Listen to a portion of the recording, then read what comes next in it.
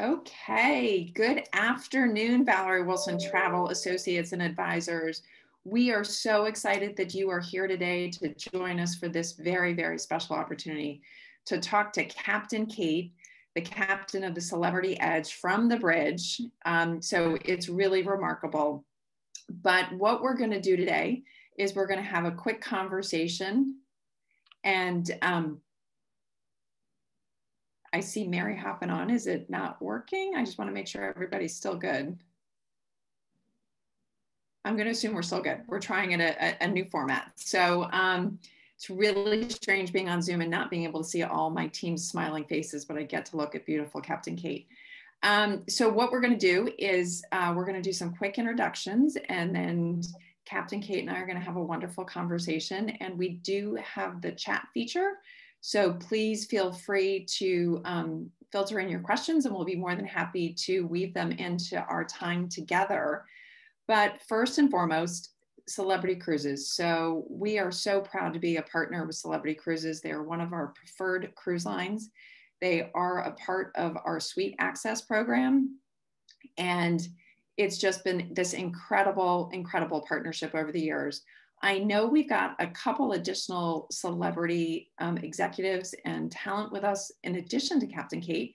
So I wanted to do a big shout out to all of the celebrity team for joining us. And for right now, I really would love to turn it over to our guest speaker and Captain Kate. So thank you again. I know you've had a busy day and you're on the ship in quarantine, but how amazing that you're actually on the ship with fresh salt air around you and knowing that there is hope to us all and getting back to sailing. So I'd love for you to share a few minutes about your story, and then we'll go into a couple questions. Absolutely. Well, thank you so much for the opportunity to speak, and hello to everybody out there. You nailed it on the head, because to be out here, we're about 14 miles off of Little Stirrup Cay, which is Royal Caribbean's private island of Coco Cay. And, to get that salt air in your lungs, it really is rejuvenating. And I know that everyone's looking forward to the day that we can welcome our guests back on board. I know we are, along with our crew members that are back home. But, I started this journey 24 years ago when I started school. Actually, if I go even farther back, when I was 12 years old and my parents took my brother and me on our very first cruise, and I got off the ship at the end of the 4 days, and I said to my dad, I know what I want to be when I grow up. And my dad said, what's that? And I said, do you know the person that plans all the fun events on board the ship? And he said, the cruise director? I said, yeah, that's what I want to be. And he said, well, you can do anything you want in the world, including drive the thing. And that's where the seed was planted.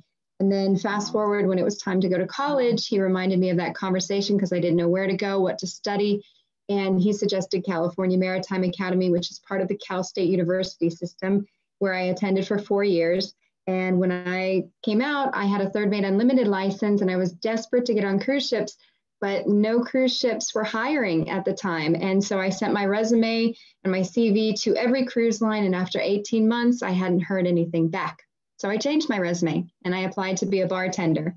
And Disney Cruise Line, they got my resume, and they looked at it and they said, well, she's not qualified to be a bartender, because I had never actually served a drink in my life, but she is qualified to be on our bridge. So that's how I got my foot in the door. But Disney wasn't really growing at the time. They only had 2 ships, so there wasn't a lot of room for growth or promotion.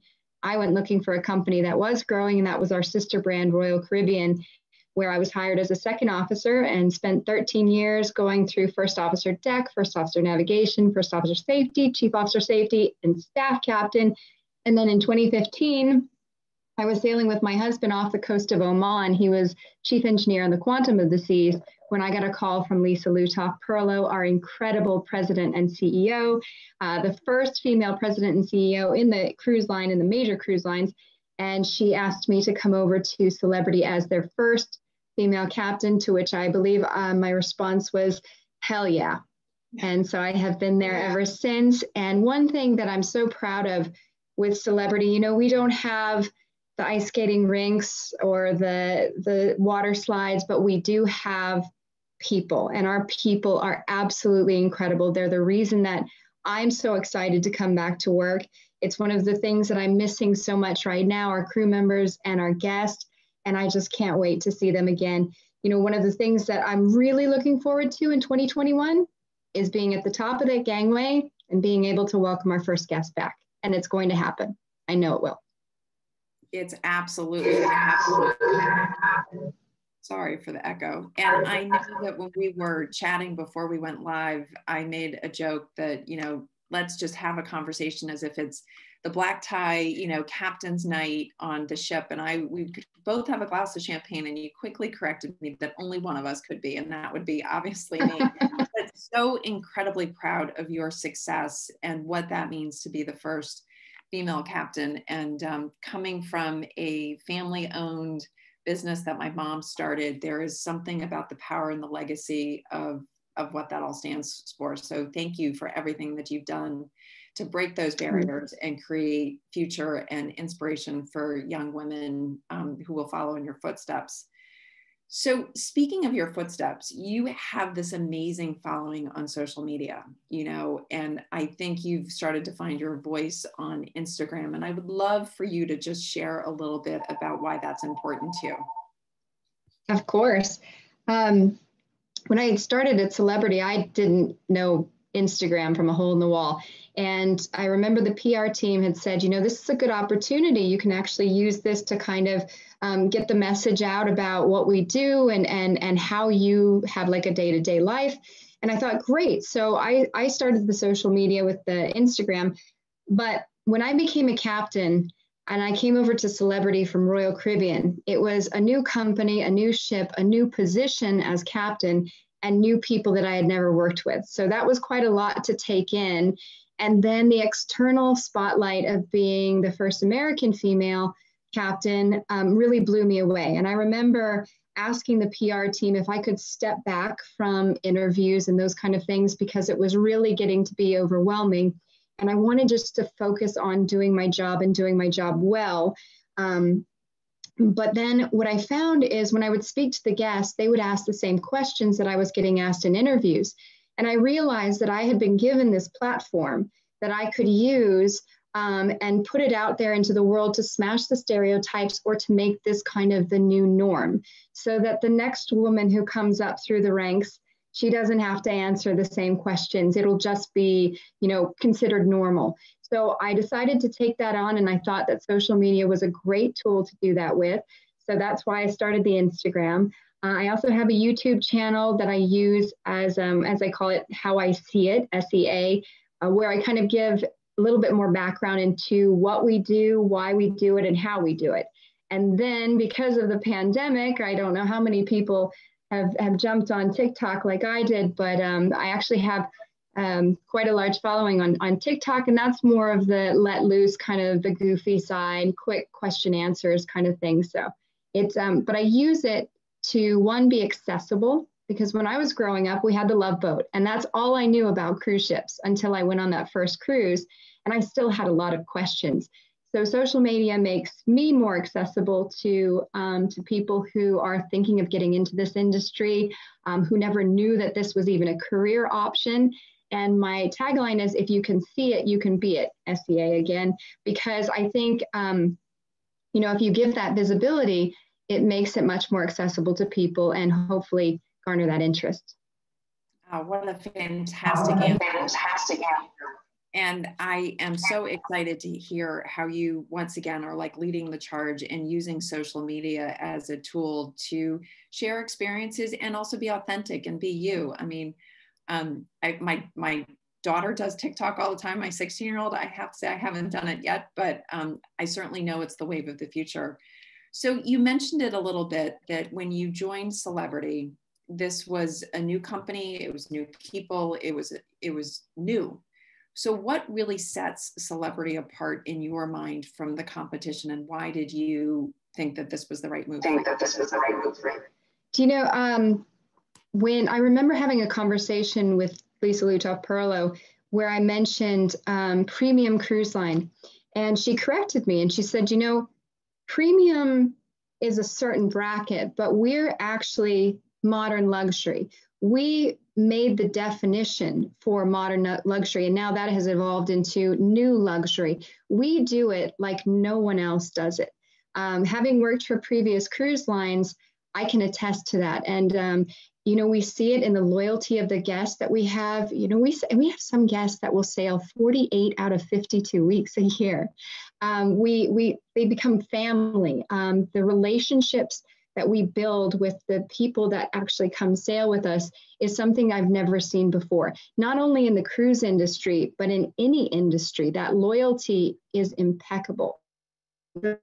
We offer, you mentioned the suite class earlier, having the ship kind of to ourselves, I have been able to go into areas and kind of really just digest them. For example, the spa, that's where I'll go and grab my coffee and I'll go up in the relaxation room and kind of just take it in. And our ships, the structures are so beautiful, but what really brings them to life is the people. And I think that's what makes celebrities so special. And that's why people will continue to come back. No, it's so great. I think we have a lag. I'm fortunate enough to be able to sit on the advisory board for Celebrity Cruises.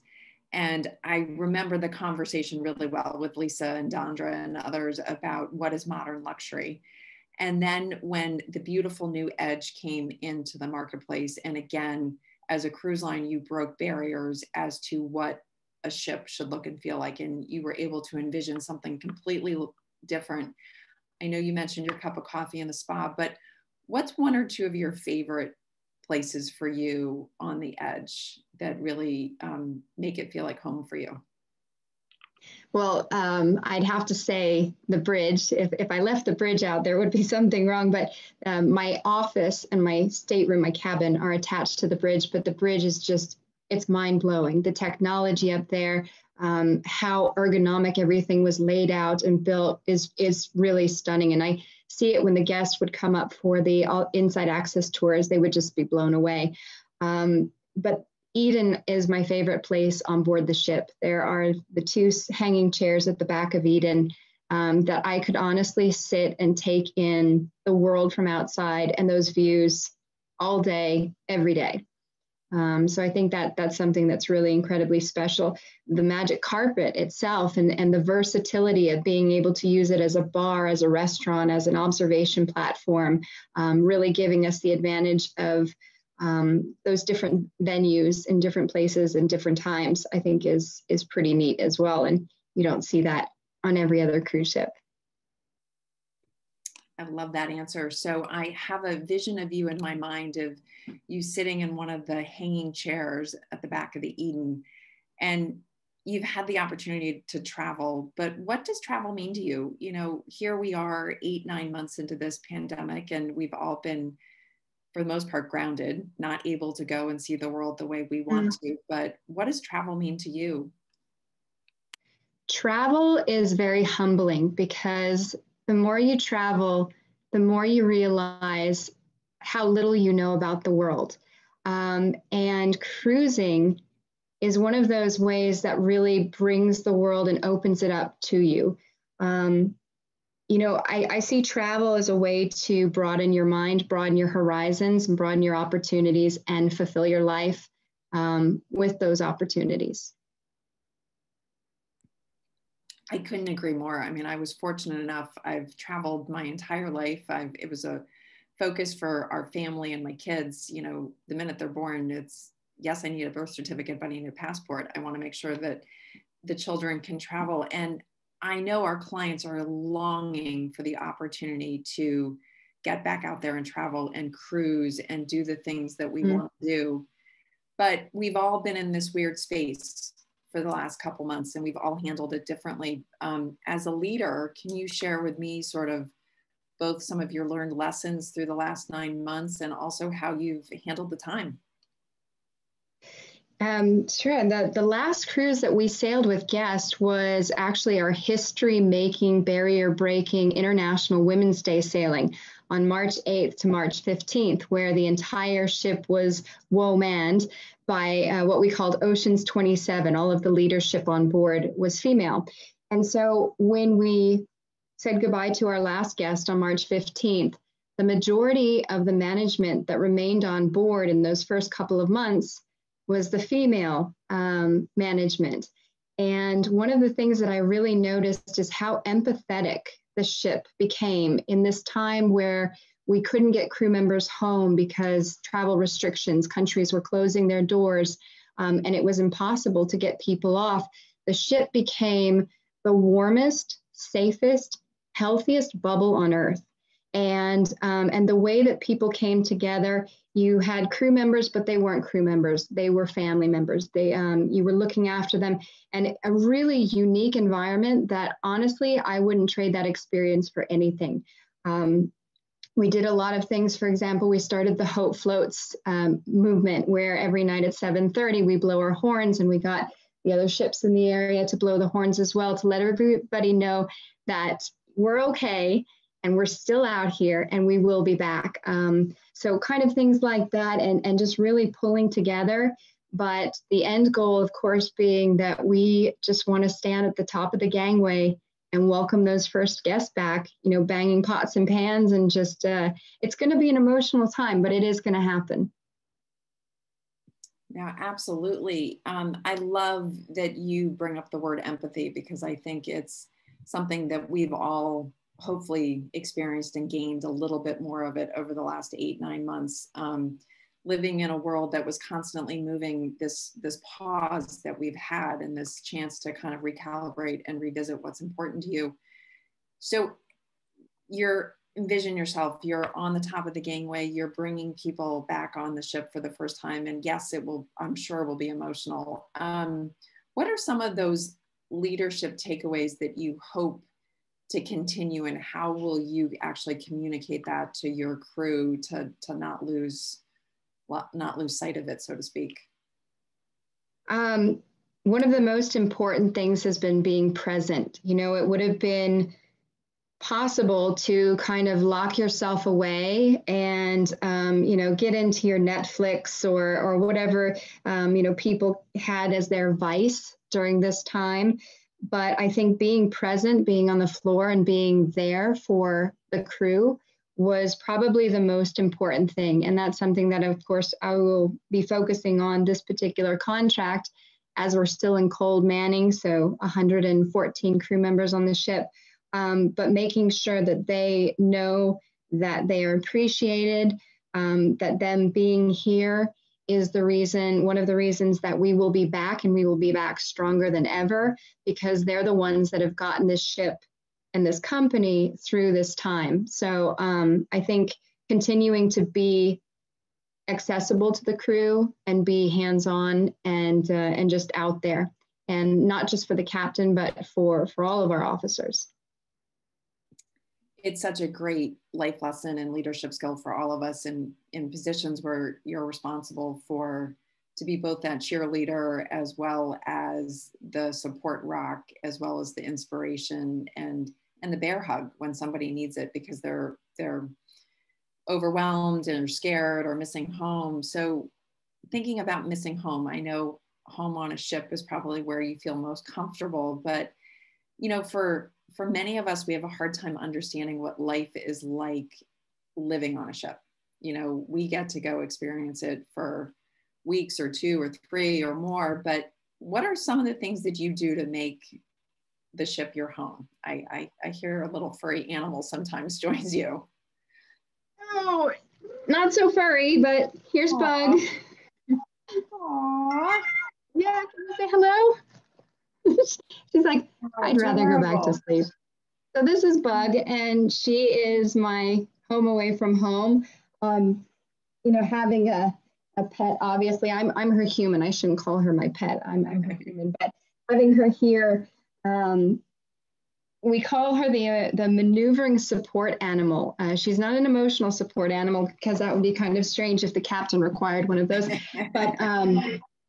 But the maneuvering support animal, I say, because when she has access to the bridge from the cabin, and when one of my bridge officers does a maneuver for the first time, she'll come and she'll stand right next to them. And I've had them say that she actually pulls that anxiety out of them and helps them calm down. And she's like that for me all the time. You know, when I come back to the stateroom, if it's been a rough anything, she can really kind of take that away. So that's home. Normally, my husband, he would come sail with me, also known as the captain's wife. Of course, because of COVID, he hasn't been able to come on board, but we do have access to technology. It's so much different than it was when we first started sailing. You know, in those early days, you would get to a port and you would run for that bank of payphones. You'd have your 20 minutes on the phone before somebody was banging on the glass saying, your time's up, it's my turn. Now I can call him anytime I want. Wi-Fi is free for the crew at the moment, so we can just WhatsApp or Messenger, and it's made the world a much smaller place, easier. I make sure that I call my parents every single day. I take advantage of that because you never know. And then the crew that are here, I consider my family. So I don't really miss life on land at all. In fact, going home on vacation is very difficult because getting used to traffic and cooking, I don't actually cook. And if my husband's not home, that's why we live so close to mom and dad. They're less than a ship length away from us. So breakfast, lunch, and dinner with mom. But yeah, that's my life. Oh, that's fantastic. You know, I think we're all reminded of the comforts of home, and home is where you make it. You know, it's whether it's at sea or at land, or the things that give you comfort. The VWT family knows that we got a COVID puppy during this, so never in a million years did I kind of think we'd finally cave and get a dog. And of course, my kids at 20 and 16 are like, "Really, you get a dog now? We're out of the house." But bundles of energy and that unconditional love and support that you can get is pretty special. So I love the story of, you know, I'm envisioning you in the bridge watching one of your, you know, crew and other leadership take a maneuver for the first time. What was it like for you that first time maneuvering the edge as captain? Actually, I just posted a video on YouTube because we celebrated St. Nicholas Day on December 6th, and he is the patron saint of seafarers. And there's a video of Captain Dimitri, who I took over from on the Celebrity Edge, where he blessed me with holy water from Greece as I did the maneuver. And I mean, who can say they were blessed with holy water on their first maneuver? I think that is the coolest thing. And that's just one of those experiences, one of the many experiences that we have. But when it's a first, you always celebrate it because you never forget your first, and it's very, very special. So there are certain things that we do for the officers. I usually pick up a magnet from the place that the port that we're in.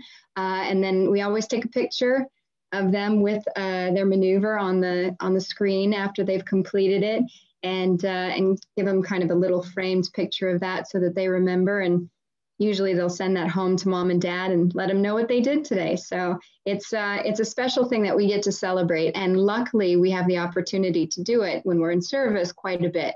And we're just training our officers to be better officers tomorrow than we were today. So it's you know, really remarkable when we think about.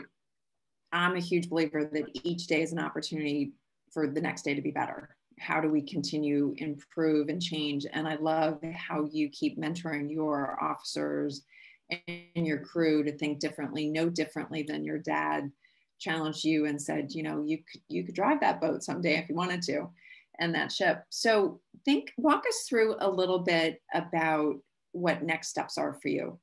You know, here you are at a pinnacle in your career. Where do you think Celebrity's going? I mean, obviously I know the next 12 months are going through the safety protocols, getting passengers back on the ships and getting back to a sense of normal. But do you have a vision or a goal or hope that you sort of have your mind attached to right now, that sort of, you know, as you look out to those stars?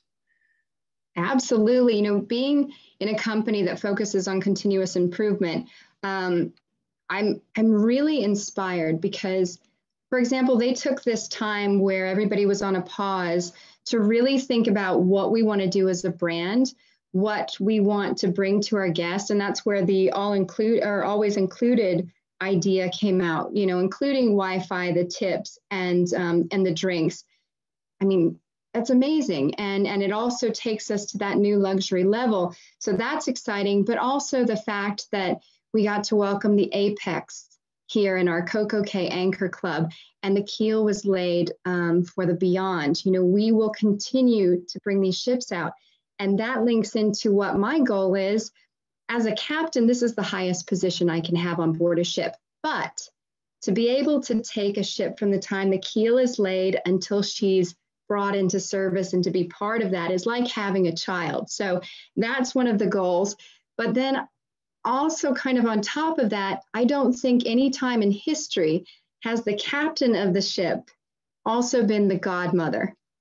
And so I'm putting that out there into the world. I am no Malala Yousafzai, the godmother of Celebrity Edge. No way, no how. But I think it would be incredibly cool to not only be responsible as the captain, but also be able to bless the vessel and all who sail on her. So that's kind of the goal. Now I put it out there in the world.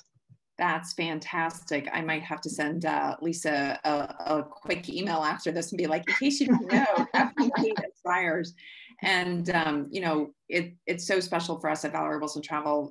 Valerie herself has been a godmother of a river cruise, and there is nothing more magical than that moment when you really do christen the ship, bless it, and, you know, wish it safe sails and, you know, fair seas. And it's really a magical moment. And I hope your goal comes through. I'll be rooting for you. Thank you. So one of our questions in the chat feature, I'll actually read it because I love seeing your picture of Bug on Instagram. And when you had some of the crew members stay in the suites, it was heartwarming. Do you have any other tips for us on how we can put new content into our social media?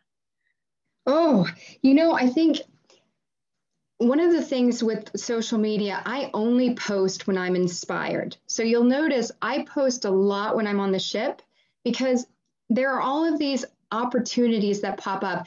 And the thing that I use is if I go, oh, that's cool. That's something that I think I'd like to share with other people. Maybe it's not as cool as everybody else thinks, but it's something that I want to share. So if you find yourself going, oh my gosh, that's so cool, or having that oh my gosh moment, then that's probably something worth sharing. So for me, that hits home this idea of being authentic, you know, is staying true to yourself. So your following is going to follow you because they are inspired by you. They like what you're posting. They can relate to it. They question it, they challenge it, whatever it might be. So I think your idea of just if something resonates for you, that's a great thing to share and maybe not have it always so structured. So let's shift gears a little bit. So highs and lows, obviously. What have some of the greatest challenges been for you sort of getting to this point in your career? And that can either be moving up the ranks or the hardest port you've ever had to you know, anchor the, you know, come into port and dock the ship. So I would love anything you want to share with us on sort of some stories around that. Well, you know, as far as challenges coming up through the ranks, I didn't really feel that I had challenges. I felt like I put in the same time that everyone else did. I was treated equally. So that's something. But, you know, there are challenges. For example, you mentioned the ports. Certain ports, let's see, Sydney, Nova Scotia comes to mind because I call it the toaster.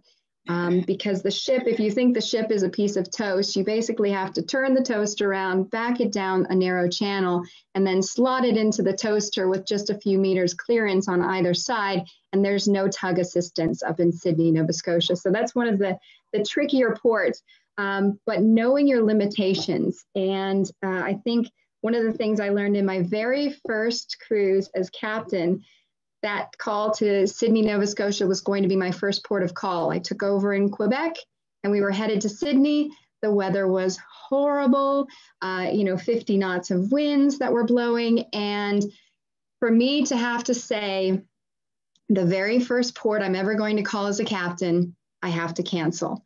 That was tough, but a huge lesson learned. If you err on the side of safety, you can never go wrong. So as much as I hated to do that, knowing my limitations, knowing the ship limitations and not pushing those beyond the boundaries, I think was one of the most important things that I've learned since I became a captain. Tough lesson because you have to face some folks. I had this lovely woman that I met in the Ocean View Cafe who had a best friend of 50 years that she was going to meet up with in Sydney, Nova Scotia. She hadn't seen her in, I think it was 25 years.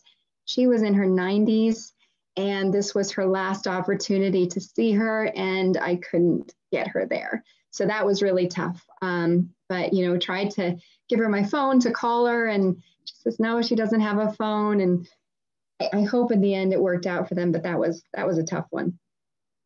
I can only imagine, and I can feel your sadness and how much you really cared and connected with this passenger to know that special moment. But, you know, as a captain, you're the leader. The decisions fall on you, and safety is number one.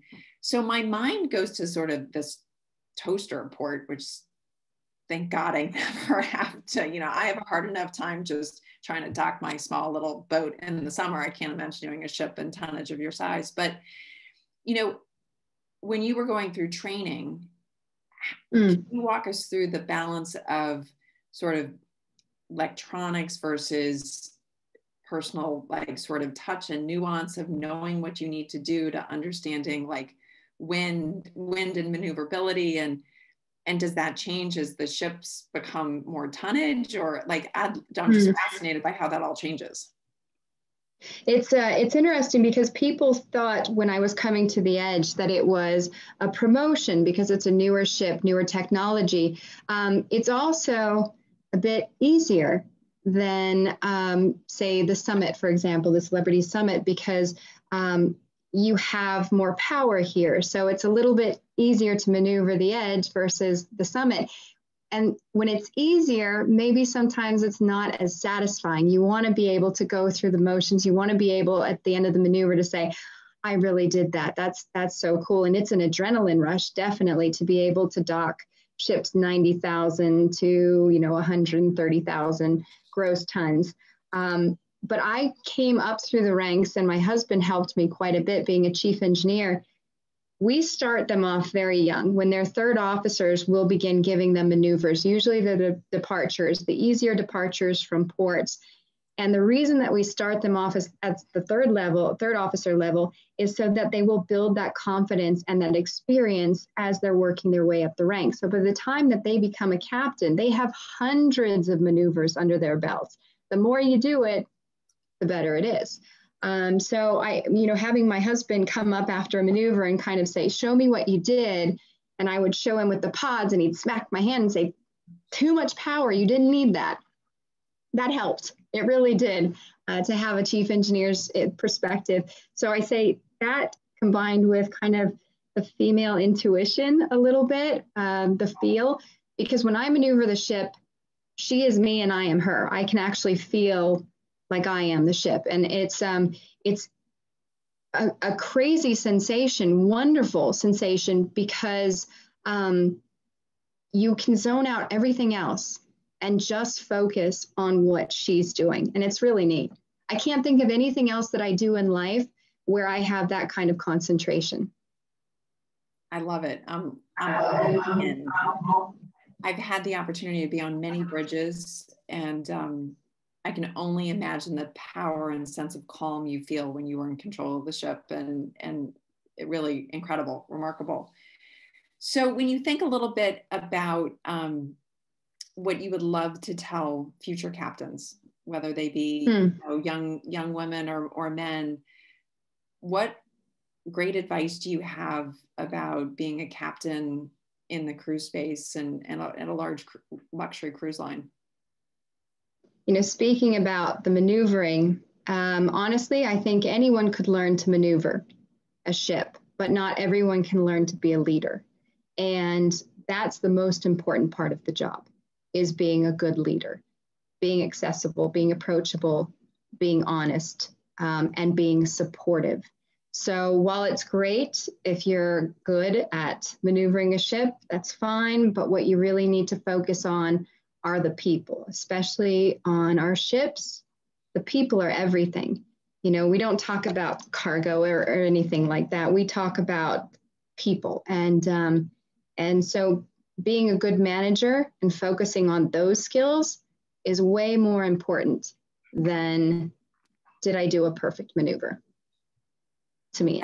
That is a great life lesson, I think, for all of us. And, you know, being raised in a family where my sister and I have often joked that, you know, P was the dirty word, you know, perfect, like, but you can't always be perfect. But if you know how to own your mistakes and adjust and adapt and find your own strength and leadership is something that this world needs in whatever field you pick to be a part of, but to be that leader and to really share. So we're coming close to our time together, but, you know, when you think about the future of cruise, how much do you think the new protocols with COVID are going to change the experience or not change the experience? I know we are going to be sharing this recording with our clients, and our clients are really curious about, you know, what's the ship experience do you envision it's going to be like, you know? And I think, you know, without getting into safety protocols and all that sort of stuff, but like, how are you communicating with your crew as you're starting to get ready to prepare for clients again? And what's that feeling you're trying to create back on the ship in this different world we live in? Well, I think we're fortunate to have so many of our crew that have seen, you know, from the beginning of this, the importance of following procedures and safety protocol. We have this blue ribbon team of experts who come from various backgrounds, putting together our healthy sail plan. And I have never had more confidence in the industry than I do now. With everything that happens, and I mean, even going back to tragedies, Titanic, Costa Concordia, as bad as those events were, what comes from that has moved us into an incredible space that we're in right now. So I have faith that going forward, not only is cruising going to be better, it's going to be the safest way that you can vacation, because we are an enclosed environment. We're a controlled environment. We manage who comes on, how they come on, from the pre-boarding, the terminal, the onboard experience, the port destinations, and then managing if anything happens health-wise along the way. All of those areas are being covered by not only this healthy sail panel, but also our crew members that have been part of this the entire time. When I joined this time, I took a PCR test at home. I self-quarantined for 5 days. I took a PCR test just before boarding the ship, was cleared 15 days. Now I'll do quarantine and then another PCR test. I feel privileged to be able to go through all of that because I know the end result is I'll be on board and I will have protected my crew members because of what I've gone through. And I think that's one of the ideas that the crew members share. They will go through these things in order to protect the people that come on board, and their willingness to do so. We have the CDC's guidelines in place. We've been wearing masks for months. We've been social distancing for months. And it's more of now a culture than just something that we're doing. And having that culture instilled is going to be very, very important, but the crew are really willing to do it. So. Yeah, and we're grateful for how seriously you and the leaders in the cruise industry and celebrities definitely leading the charge underneath the entire Royal Caribbean brand. And I agree with you. I mean, I think back to 9/11, and it was the airlines that really pivoted and made the differences in safety in air travel. You know, like I think back to the days you walk to the airport, never go through security, like, you know, go right to the plane. Up to the gate. Yeah. And now things have changed. I think this is the cruise line's opportunity to really help transform what health and safety is going to look like for us as we get back to going back to seeing the world So I'd love to end with one last sort of question, but we're actually, oh, there's Bud. So when we think about, we're actually doing it right now as the year comes to a close, we've all had silver linings in the year. While it's been incredibly challenging, we've all had opportunities. I'd love for you to share one of those special moments that you've had this year that was sort of like your silver lining moment of 2020. Oh. You know, when we went into lockdown, we kind of saw full circle. It started in the beginning. In March, we had one of our officers who lost her father to COVID. We did a memorial on board for her dad because they couldn't have a funeral back home. So it started with that. And then we did a wedding for 2 crew members who couldn't get married back home. And then our hotel director, he just made it home in time for his first child. And we lit up the side of the ship with her name in pink. So we went from loss of life to a wedding to a birth. And then we also celebrated an engagement of 2 of our crew members. We put them up in the iconic suite to celebrate. So we kind of got to see these life events, but from a very different perspective. And I will never take that for granted. I think that was something extremely special and has really made my 2020.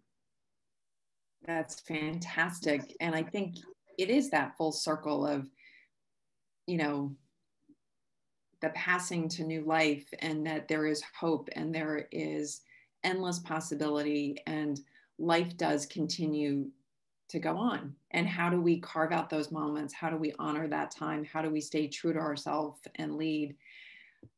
I am so grateful. And the time and energy, I look forward to being on the edge someday and actually being able to sail with you. I was supposed to be on the inaugural last December, and I had to cancel last minute, but you are a tremendous leader for us in the cruise industry and the travel industry, and just a people person. You know, I think you've inspired us all. We go into this holiday season with full heart, and again, so grateful for your time. And I'm so looking forward to seeing you at the top of that gangway and hearing those stories of you welcoming our guests back on your beautiful ship. So I thank you so very much. Thank you. Well, thank you for the opportunity to let me speak to you. And I wish you all a very happy holidays and a wonderful 2021. Sounds great. Thank you so much, Captain Kate. We really appreciate it. Stay well. You too.